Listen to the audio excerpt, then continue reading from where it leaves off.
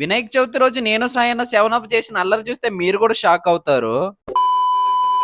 అసలేం జరిగిందో తెలియాలంటే వీడియోనైతే లాస్ట్ వరకైతే చూసేయండి. వినాయక చవితి రోజు నేను సాయన్న 7 అప్ అయితే ముగ్గురం అయితే నెల్లూరు మొత్తం బొమ్మలైతే చూద్దాం అని చెప్పి ప్లాన్ అయితే వేసుకున్నాము. ఇంకా ఫస్ట్ అయితే మా ఇంటి దగ్గరలో ఉన్న లంబోదర గణేష్ కాడికైతే నేను సాయన్న 7 అప్ అయితే వెళ్ళిపోయాము. ఇక్కడ క్రౌడ్ చూస్తే మాత్రం ఒక రేంజ్ లో అయితే వచ్చున్నారు. ఇంకా ఇక్కడ కోరికలు తీరేదానికైతే ఒక పసుపు కొమ్మ అయితే కట్టేసి మన కోరికలు అయితే కోరుకుంటూ నెరవేరుతాయంట. సో నేను కూడా అయితే మీరందరూ బాగుండాలి, నేను కూడా అందులో ఉండాలని చెప్పి అయితే ఒకటి కోరుకొని అయితే కట్టేశాను. ఇంకా అక్కడి నుంచి పక్కనే ఉన్న బాలాజీ నగర్ బాలగణేశుడి కాడికైతే వెళ్ళిపోయాము. ఇంకా వీళ్ళైతే ఒక ట్రెండ్ అయితే సెట్ చేశారనమాట. కొంచెం సేపు నాకు భూమి పైన ఉన్నానా లేకపోతే నీళ్ళలో ఉన్నానా అర్థం కాలేదు. ఇంకా అలా లోపలికి ఎంట్రీ ఇవ్వగానైతే నాకైతే బాల గణేశుడు అయితే కనిపించాడు. ఒక రేంజ్ లో అయితే ఉందన్నమాట. ఏ బొమ్మను చూడాలో ఏ బొమ్మను చూడకూడదు అర్థమైతే కావట్లేదు అసలు. ఇంకా అక్కడి నుంచి పక్కనే ఉన్న టౌన్ హాస్పేటకి అయితే వెళ్ళిపోయాము. ఇంకా వీళ్ళ ఆలోచన చూసి అయితే నా మైండ్ అయితే పోయింది అసలు. ఇక్కడైతే చూడండి మొత్తం బ్యాంగిల్స్ అన్నమాట. ఇంచుమించు 54,000 బ్యాంగిల్స్ పెట్టి అయితే ఇదే వినాయకుడిని అయితే చేశారంట.